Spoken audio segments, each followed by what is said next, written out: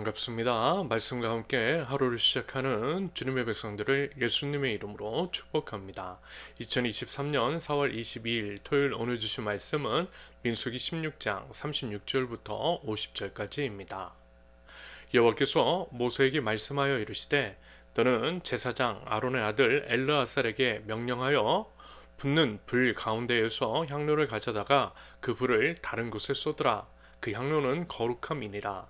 사람들은 범죄하여 그들의 생명을 스스로 해하였거니와 그들이 향로를 여호와 앞에 드렸으므로 그 향로가 거룩하게 되었나니 그 향로를 쳐서 제단을 싸는 철판을 만들라.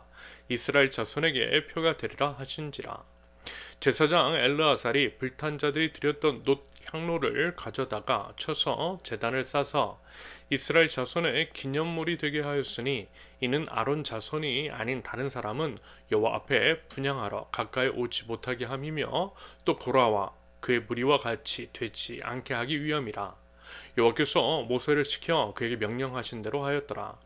이튿날 이스라엘 자손의 온 회중이 모세와 아론을 원망하여 이르되 너희가 여호와의 백성을 죽였도다 하고 회중이 모여 모세와 아론을 칠 때에 회막을 바라본즉 구름이 회막을 덮었고 여호와의 영광이 나타났더라. 모세와 아론이 회막 앞에 이르매 여호와께서 모세에게 말씀하여 이르시되 너희는 이 회중에게서 떠나라. 내가 순식간에 그들을 멸하려 하노라 하시매 그 두 사람이 엎드리니라. 이에 모세가 아론에게 이르되 너는 향로를 가져다가 제단의 불을 그것에 담고 그 위에 향을 피워 가지고 급히 회중에게로 가서 그들을 위하여 속죄하라. 여호와께서 진노하셨으므로 연병이 시작되었음이니라. 아론이 모세의 명령을 따라 향로를 가지고 회중에게로 달려간즉 백성 중에 연병이 시작되었는지라. 이에 백성을 위하여 속죄하고 죽은 자와 산 자 사이에 섰을 때에 연병이 그치니라.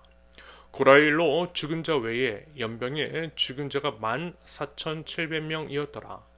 연병이 그침에 아론이 회막문 모세에게로 돌아오니라. 아멘. 우리 인생이 마음과 이제 기대처럼 그리고 이제 우리의 뜻대로 흘러가지는 않는 것 같습니다. 누군가를 위해, 정의를 위해, 공동체를 위해, 하나님을 위해 어떤 헌신을 하고 희생을 한다라고 해서 그것이 꼭 좋은 것으로, 좋은 결과로 되돌아오지는 않더라는 거죠. 물론 뭔가를 바라고 그와 같은 일들을 하는 것은 아니겠지만 그래도 사람이기에 서운하기도 하고 때로는 상처를 받는 일들도 있습니다.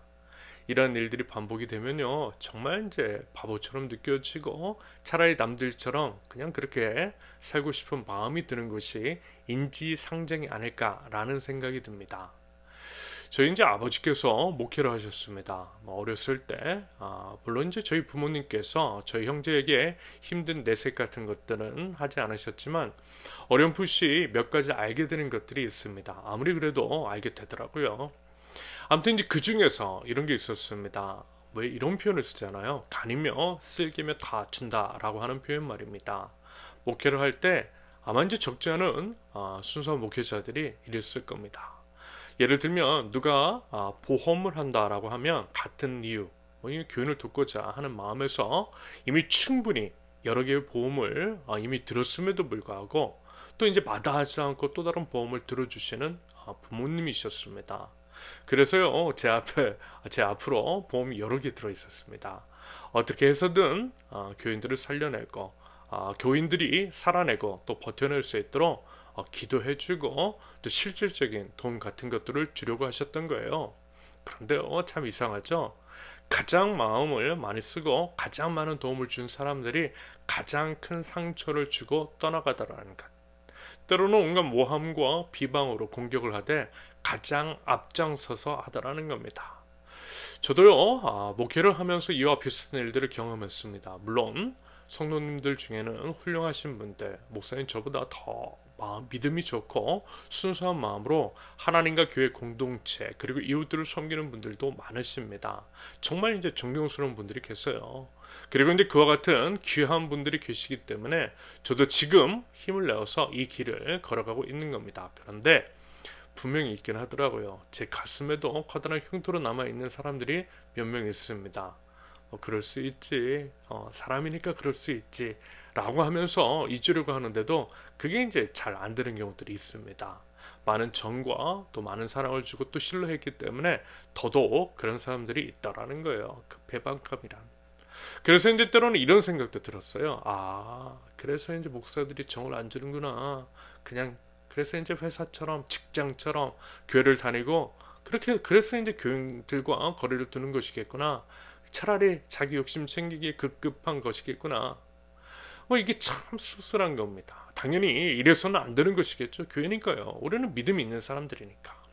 그리고 무엇보다 그럼에도 불구하고 우리 예수님께서는 끝까지 우리를 사랑하시고 결국 십자가 위에서 못 박히셨잖아요. 동고동락했던 제자들에게 배반당하시고 말입니다.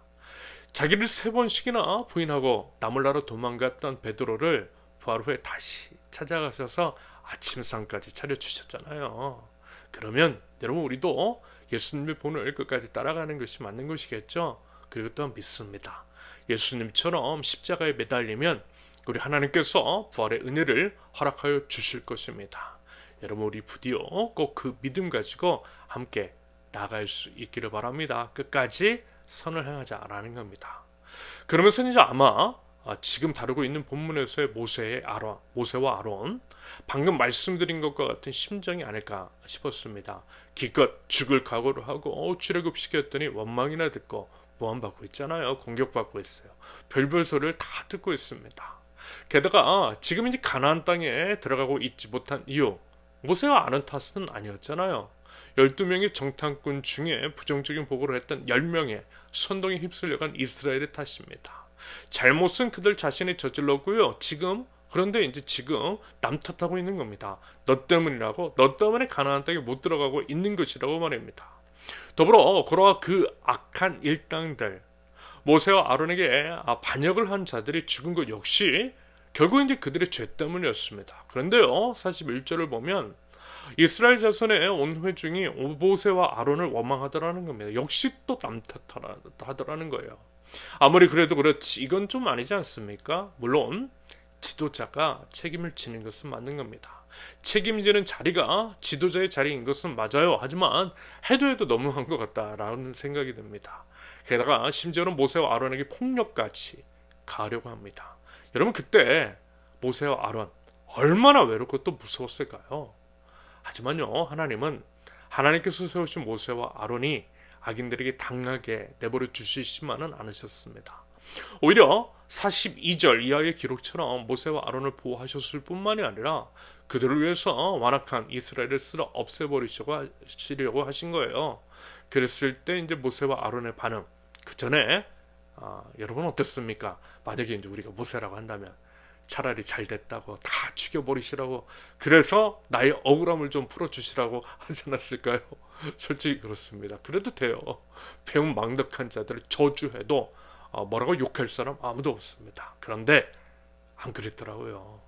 모세는 뻔한 반응을 보이지 않았습니다. 오히려 45절 마지막에 드러나 있는 표현했던 것처럼 하나님 앞에 엎드리더라고요. 기도했다라는 것이겠죠. 그리고 그 기도는 당연히 그들을 용서해 주시라는 그런 기도였을 겁니다. 아무튼 딱 이 말씀대로의 반응이었어요. 시편 109편 4절, 나는 사랑하나 그들은 도리어 나를 대적하니 나는 기도할 뿐이라. 그러면서 하나님의 진노를 받아 연병에 걸린 이스라엘 백성, 그들의 이제 속죄를 위해서 향로를 가지고 발벗고 뛰어다닌 거예요. 지난번에 말씀을 드렸듯이 향로는 기도를 상징하는 것이고 이스라엘 백성의 속죄, 나음과 치료, 회복을 위해서 중보기도했다라고 하는 의미로 해석될 수 있겠습니다.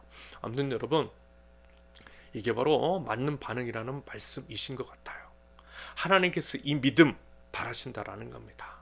물론 많이 힘들고 외롭고 고통스럽고 두렵고 억울하고 다 포기하고 싶고 남들처럼 똑같이 내 것 챙기고 그냥 손해보지 않고 싶은 그런 마음이 있겠지만, 그럼에도 이러한 것이 하나님 나라 백성의 길이라고 말씀하신 것 같습니다. 그러면서 오늘 말씀은 특히 특히 더 이제 저를 비롯한 목회자들이 새겨듣고 또한 살아내야 할 하나님의 말씀이 아닐까 싶었습니다. 그럼에도 불구하고 목회자의 길, 목회자의 책임이 무엇이며 함께하는 성도들, 심지어 배반을 하고 공격을 하고 그런다고 했을 때에도 어떤 반응과 태도를 보여야 하는지에 대해서 말씀하고 있더라는 겁니다. 오히려 더욱 힘써 기도하며 회복을 구할 줄 아는 믿음, 믿는 자로서의 마땅한 반응. 나는 사랑하나 그들은 도리어 나를 대적하니 나는 기도할 뿐이라. 기도할 뿐이라. 그러면요, 모든 것들을 보셨고 모든 것을 아시는 우리 하나님께서 하나님 나라 백성다운 선택을 한 우리에게 도움을 주시고 또한 지켜주시며 결국 회복시켜 주실 줄로 믿습니다. 부디 그 믿음에 따른 선택을 해나갈 줄 아는 저 여러분들이 되실 수 있기를 예수님의 이름으로 축원합니다. 함께 기도합니다. 하나님을 바라봅니다. 하나님을 신뢰합니다. 모든 상황, 억울하고 힘든 상황 속에서도 제 사정을 다 아시고 저희를 지켜주시며 제게 선함으로 채워주실 우리 주님을 의지합니다. 선을 행하되 낙심하지 않게 하시며 끝까지 선을 행할 줄 아는 저희 되게 하옵소서. 사람들에게 변명을 하고 사람을 향해 입을 열기보다는 오직 그리고 먼저 하나님께 입을 크게 열 줄 아는 저희 되게 하옵소서. 저희들을 공격하고 미워하는 자들이라 할지라도 도리어 그들을 위해서 기도할 줄 아는 믿음을 하나님 허락하여 주시옵소서. 연약한 저희 붙드셨어요. 믿음의 백성다운 선택할 수 있도록 우리 하나님 인도하여 주시옵소서. 예수 그리스도의 이름으로 기도합니다. 아멘. 하나님께서 오늘 주신 말씀과 각자의 기도 제목을 놓고 잠시 기도합니다.